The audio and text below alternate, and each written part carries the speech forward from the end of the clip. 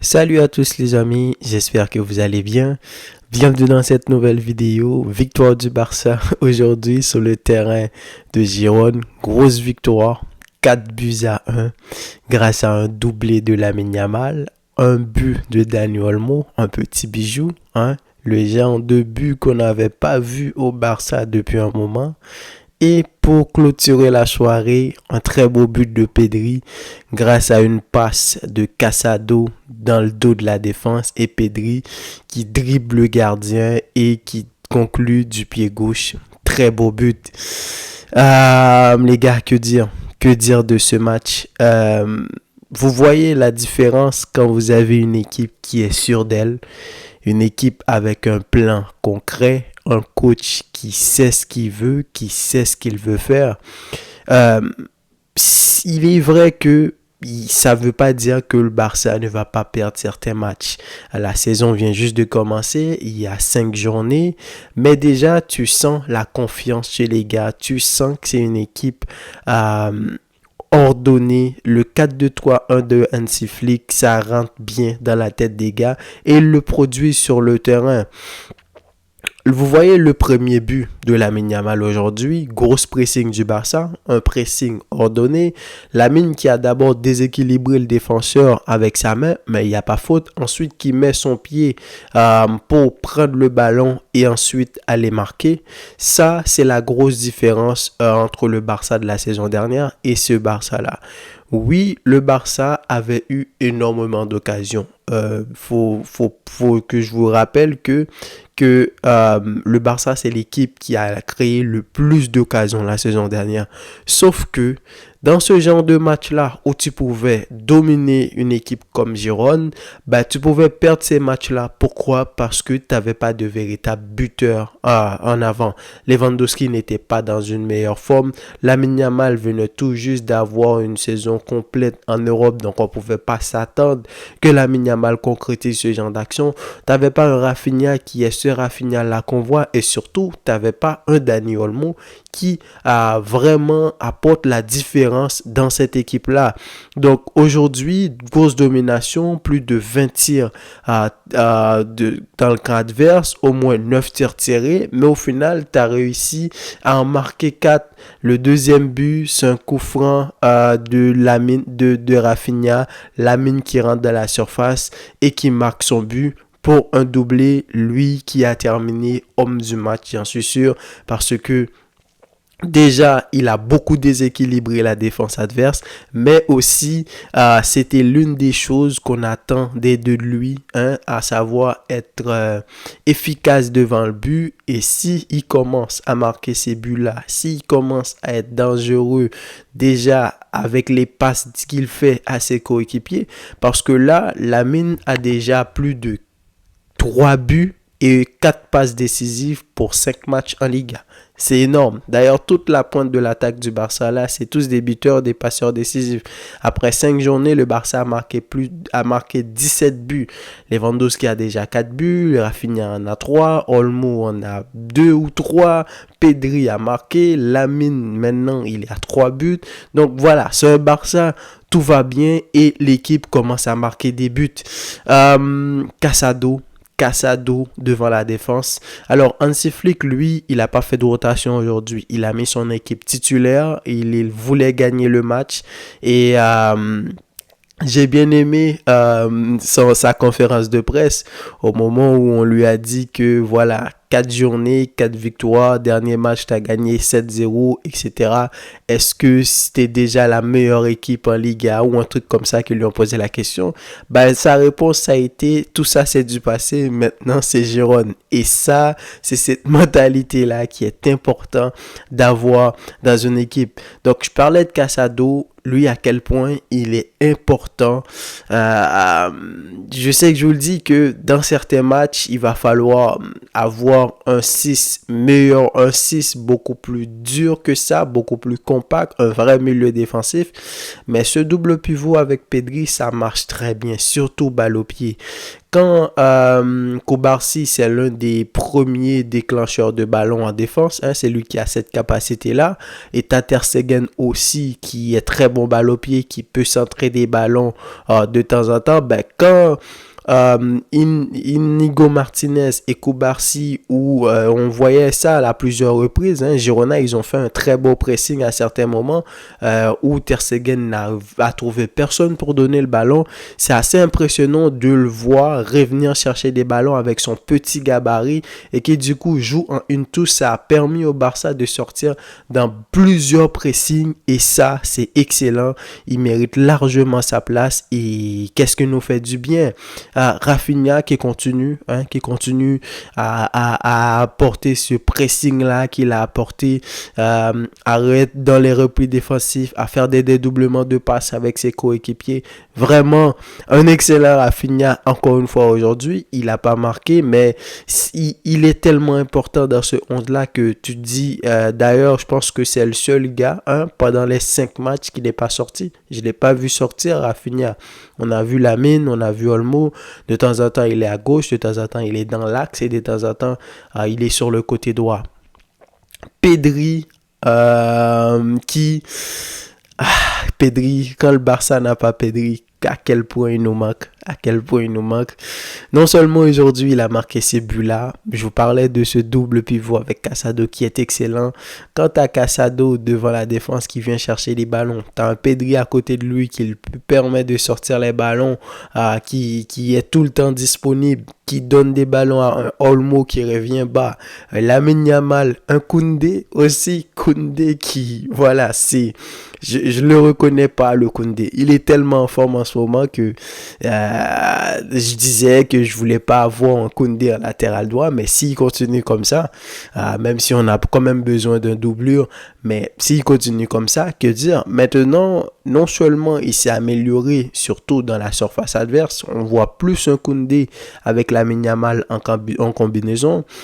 On sait qu'il est pas rapide, il n'a pas une très bonne pointe de vitesse, mais ce qui est intéressant dans ses replis défensifs, c'est l'intelligence qu'il a. Donc, il se met tout le temps d'une façon, soit pour conduire le porteur du ballon complètement excentré et que du coup il n'y a pas de danger, il prend son temps dans les replis défensifs, il s'assure d'avoir une très bonne coordination, surtout avec les autres défenseurs. La plupart du temps, soit c'est hors jeu et la plupart du temps, il quadrille tellement sa petite surface que c'est compliqué de le prendre en 1 contre 1. Jusque là, maintenant, j'ai pas vu quelqu'un partir de vitesse avec Koundé. On avait la dernière fois contre Bilbao, même Nico Williams, il a eu du mal. Donc, Koundé, c'est excellent jusque-là.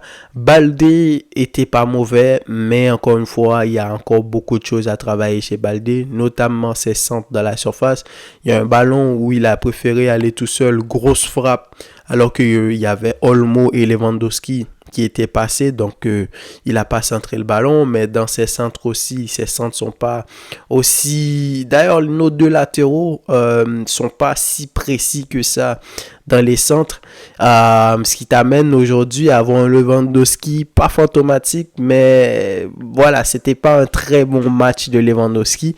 Ça arrive ces matchs-là. C'est vrai qu'en début de match, surtout en première mi-temps, il n'a pas touché beaucoup de ballons, sauf quand il dézone, on l'a pas vraiment beaucoup cherché, que ça soit Pedri, Rafinha, Casado ou je sais pas, Lamine Yamal, parfois qui faisait les centres, mais en première mi-temps, il n'y avait pas eu beaucoup de centres. Lamine était aujourd'hui dans un match où il voulait marquer, ça se sentait.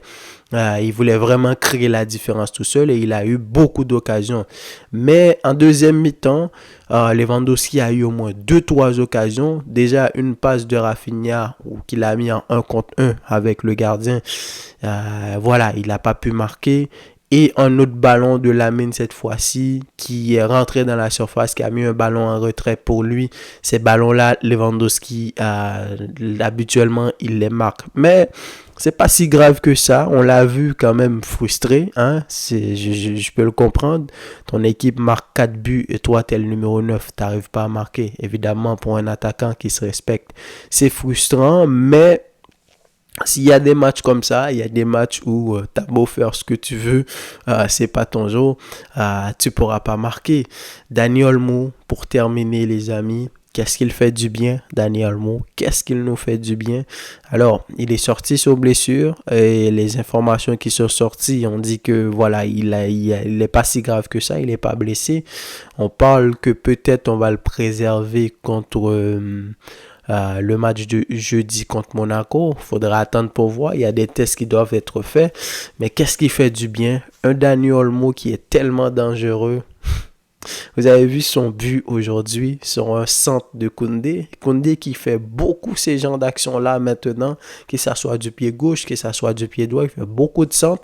Alors, quand tu as un Rafinha qui fait beaucoup d'appels, tu as un Olmo, tu as un Lamine Yamal, un Lewandowski, c'est trop dangereux, donc qui reçoit le ballon derrière la défense. On s'attendait, je pense que personne s'attendait à avoir cette grosse frappe du pied droit. Même le gardien Gazaniga, il a été surpris.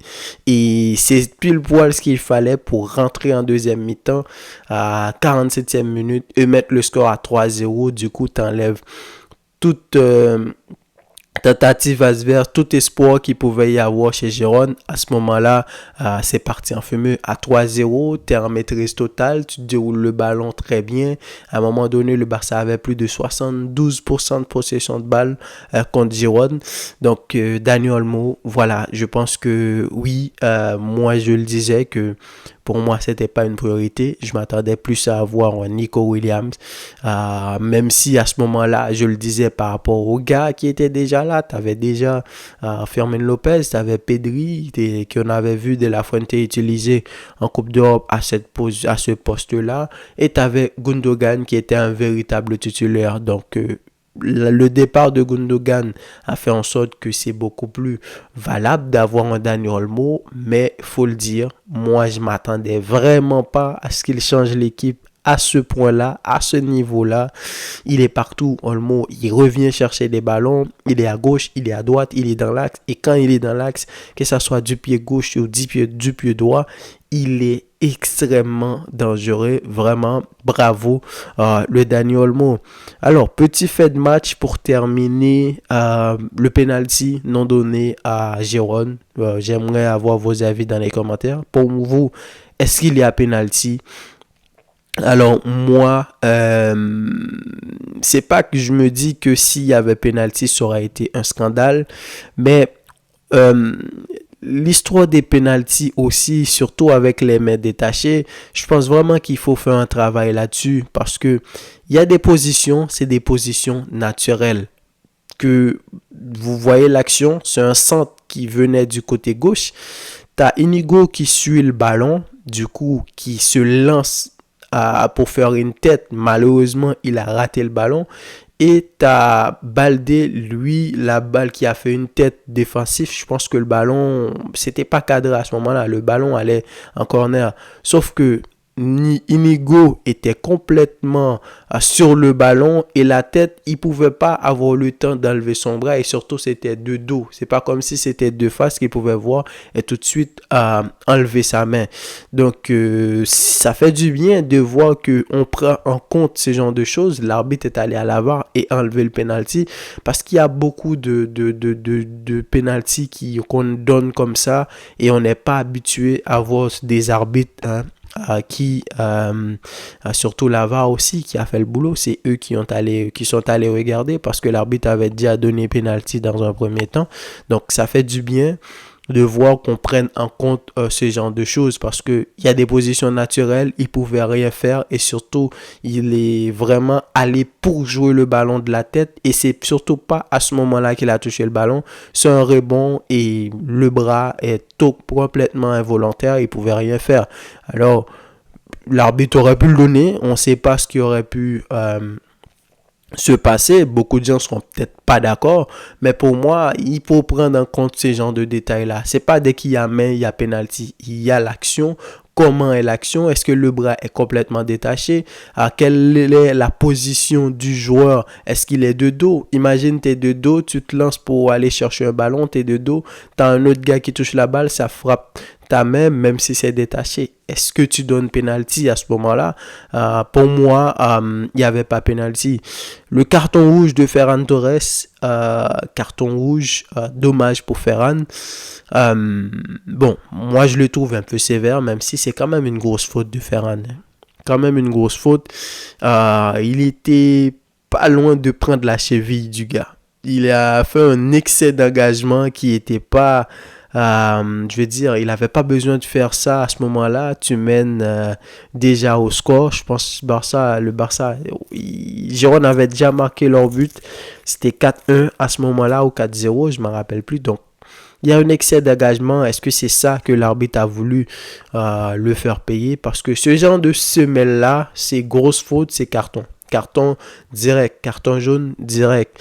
La plupart du temps, quand les arbitres donnent des cartons rouges pour ce genre d'action-là, c'est quand le geste est beaucoup plus haut. Tu vois, la cheville ou le genou, ça, ce sont des gestes dangereux. Mais sur le pied comme ça, le semelle comme ça, habituellement, on donne pas carton rouge. Mais dommage pour Ferran, il a été expulsé à ce moment-là.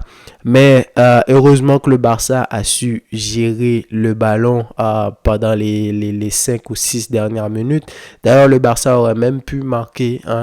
Pau Victor qui a reçu un ballon qui s'est précipité. Surtout le contrôle sortant qu'il a fait, c'était pas le bon choix. Il aurait dû continuer directement pour aller faire le face-à-face avec le gardien. Gazzaniga qui a bien suivi. Il est resté sur sa ligne, il n'est pas sorti. Donc voilà, très grosse victoire du Barça, une écrasante victoire même, je dirais, contre Girona. Et gagner ce genre de match-là, surtout à l'extérieur, contre une équipe qui t'a battu la saison dernière, qu'est-ce que ça fait du bien? Donc, donnez-moi vos avis dans les commentaires, les amis. Est-ce que vous vous êtes régalés devant le Barça aujourd'hui comme moi? Et quant à moi, je vous dis à la prochaine pour une nouvelle vidéo. Salut!